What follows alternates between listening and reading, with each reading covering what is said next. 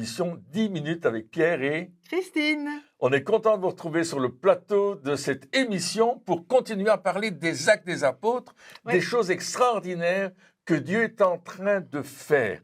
Croyez-moi, avec Dieu, rien n'est impossible. Amen. Dieu fait des choses, mais alors, qui nous dépassent, n'est-ce pas? Qui nous dépasse, qu'on n'aurait même pas imaginé. Non, pas du tout. Mais il le fait parce qu'il est le Dieu de l'impossible et il a des projets qu'on n'imagine même pas, mais ils sont aussi pour vous. Absolument. Et dans Acte 13, nous avons vu que Dieu a parlé alors qu'ils sont dans l'adoration, dans la célébration, dans l'abandon devant Dieu. Et dis-nous ce qui s'est passé, Christine. Mais oui, à un certain moment où il louait le Seigneur, le Saint-Esprit dit « Mettez-moi à part Barnabas et Saul pour l'œuvre à laquelle je les ai appelés. » Alors, après avoir jeûné et prié, ils leur imposèrent les mains et les laissèrent partir. Et voilà ce qui s'est passé, et ils les ont laissés partir. Donc, ils ont envoyé Barnabas et Saul de la part du Seigneur dans le monde extérieur. Oui, et ils rentraient dans une nouvelle aventure, parce qu'ils n'avaient jamais été dans ces régions-là. Ils allaient aller évangéliser dans des endroits où l'évangile n'était pas encore allé. Exactement. Il se passe quelque chose de très fort dans ce chapitre 13, parce qu'on voit que Dieu est en train de pousser les disciples de Jésus-Christ à aller plus loin, à partir en mission dans l'inconnu, tout compte fait. Et c'est ça qui se passe. Mais ils vont d'abord les consacrer en leur imposant les mains. C'est ce qu'il dit. Ils leur imposèrent les mains et ils les laissèrent partir. L'imposition des mains, c'est un acte de foi. C'est un acte de foi et en même temps, c'est un acte de communion, je vais dire.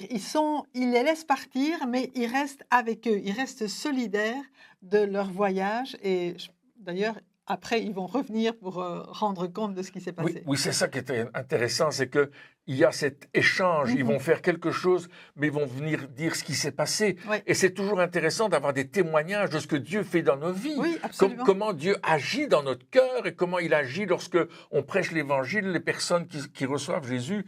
C'est tellement extraordinaire. Et bien sûr, nous savons que Paul et... C'est encore Saul à ce moment-là. C'est toujours Saul, ont été envoyés par le Saint-Esprit. C'est ce que nous dit d'ailleurs le verset 3. Oui, Barnabas et Saul, envoyés par le Saint-Esprit, descendirent à Séleucie et de là, ils s'embarquèrent pour l'île de Chypre. Donc en fait, l'église d'Antioche a simplement reconnu que le Saint-Esprit les envoyait. Et ils ont affirmé, ils ont confirmé cela en leur imposant les mains. Oui, et puis ils sont avec eux en même temps. Absolument. Ils ne laissent pas partir tout seuls, allez-y, puis on verra bien plus tard. C'est comme ces missionnaires qui reviennent après X années, et puis on n'a plus jamais entendu parler d'eux. Les gens ont même oublié qui ils étaient, des générations ont passé, puis ils reviennent, puis « Ah, c'était vous qui étiez partis en mission. » Non, ici, il y a cette communion avec eux, il y a quelque chose qui se passe. Et si Barnabas et Saul sont envoyés, c'est pour que beaucoup de familles soient bénies. Amen. Et ça, c'est l'ordre général qu'on trouve déjà dans la Genèse avec Abraham. Oui. Dans Genèse chapitre 12, versets 1 à 3, l'Éternel dit à Abraham, « Va-t'en de ton pays, de ta patrie et de la maison de ton père, dans le pays que je te montrerai. Je ferai de toi une grande nation et je te bénirai. Je rendrai ton nom grand et tu seras une source de bénédiction. Je bénirai ceux qui te béniront et je maudirai ceux qui te maudiront. Et toutes les familles de la terre seront bénies en toi. » Alléluia! Et Dieu l'a fait pour Abraham, mais il le fait aujourd'hui pour chacun de ses enfants qu'il envoie. Et chacun de nous, chacun de vous, vous êtes appelés et vous êtes déjà une source de bénédiction pour ceux qui vous entourent et pour ceux vers qui vous allez de la part du Seigneur. Amen. Le cœur de notre Dieu est toujours de bénir toutes les nations de la terre.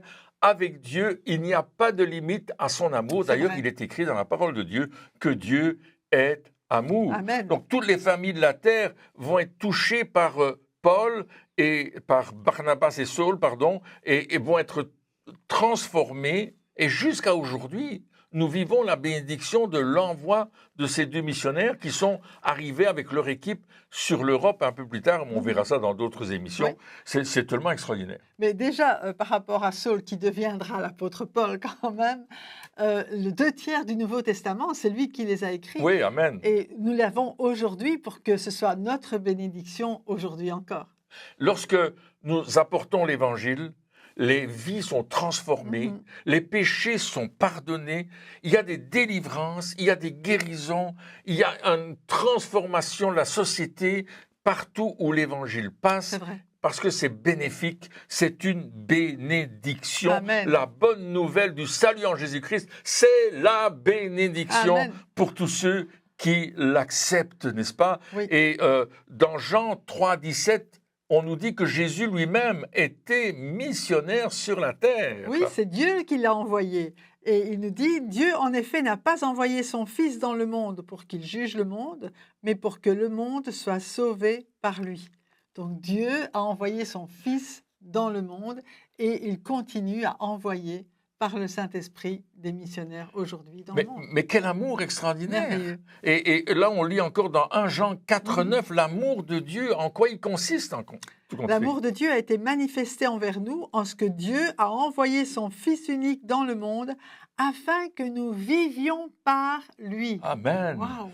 Extraordinaire! Merveilleux. Et Il Jésus, donne la vie. comme Barnabas et Saul ont été consacrés, on leur a imposé les mains, ils ont prié pour eux, Jésus lui-même aussi a reçu l'onction pour aller sur cette terre. Et c'est ce qu'il va lire, n'est-ce pas, en reprenant les paroles d'Ésaïe 61, il va le lire dans Luc chapitre 4, versets 18-19.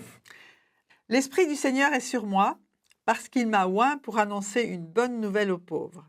Il m'a envoyé pour guérir ceux qui ont le cœur brisé, pour proclamer aux captifs la délivrance et aux aveugles le recouvrement de la vue, pour renvoyer libres les opprimés, pour publier une année de grâce du Seigneur. Alléluia. Alléluia.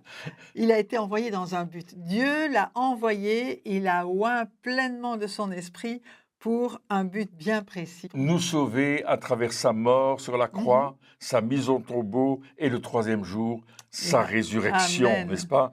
Et nous qui croyons dans l'œuvre de Jésus-Christ, nous qui sommes nés de nouveau, qui avons mis notre vie entre les mains de Dieu, le Saint-Esprit va nous envoyer, nous aussi, dans la mission, exactement Amen. comme Barnabas et Saul ont été envoyés par le Saint-Esprit.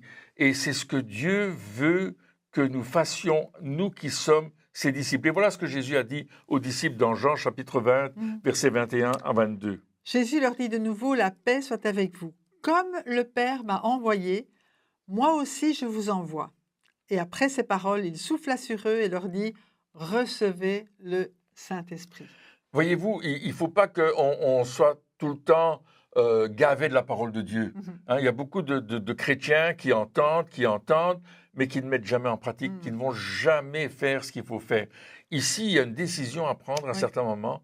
Quand le Saint-Esprit me parle, que me dit, tu vas dans la moisson, est-ce que je vais écouter ce que Dieu me dit et le faire, ou est-ce que je vais dire, je ne suis pas capable de le faire, je me sens trop faible. C'est parfois ce qui arrive. Oui, et en fait, on croit que c'est de l'humilité, mais en réalité, c'est de la désobéissance. Et il faut réaliser que quand Dieu nous demande quelque chose, ça veut dire qu'il nous rend capable de le faire, même si on ne le sent pas. Mais en le faisant, on réalise, waouh, Dieu, c'est toi qui le fais à travers moi. Donc faisons confiance au Seigneur que chaque chose qu'il nous demande, il a déjà pourvu pour nous rendre capables de l'accomplir. Et on va faire un pas de foi. Oui. Lorsque nous recevons la conviction, la certitude que Dieu veut nous envoyer par le Saint-Esprit, alors on va faire un pas de foi et on va commencer à faire les petites choses que Dieu me demande de faire. Et si je suis fidèle dans les petites choses, Dieu va m'en confier de plus grandes. Alléluia. Et ça, c'est une certitude. Et on aimerait juste prier pour vous, pour que Dieu vous conduise là où vous devez être. Oh, cher Saint-Esprit, tu connais ceux qui sont à l'écoute de cette émission, qui la voient, qui la regardent maintenant. Tu parles à plusieurs cœurs. parce que tu veux bénir des personnes, des familles qui habitent autour d'eux. Tu veux qu'ils soient une source de bénédiction pour beaucoup de personnes là où ils vivent, là où ils sont, et peut-être au-delà si tu les envoies plus loin. Mais j'appelle ta grâce et ta paix sur eux et cette conviction du Saint-Esprit, afin qu'ils aillent dans la moisson et qu'ils te servent comme Barnabas et Saul l'ont fait pour glorifier ton nom et pour que les nations de la terre soient bénies. Amen. Je prie dans le nom de Jésus et je vous bénis maintenant. Merci d'avoir été à l'écoute. Au revoir. Et à bientôt.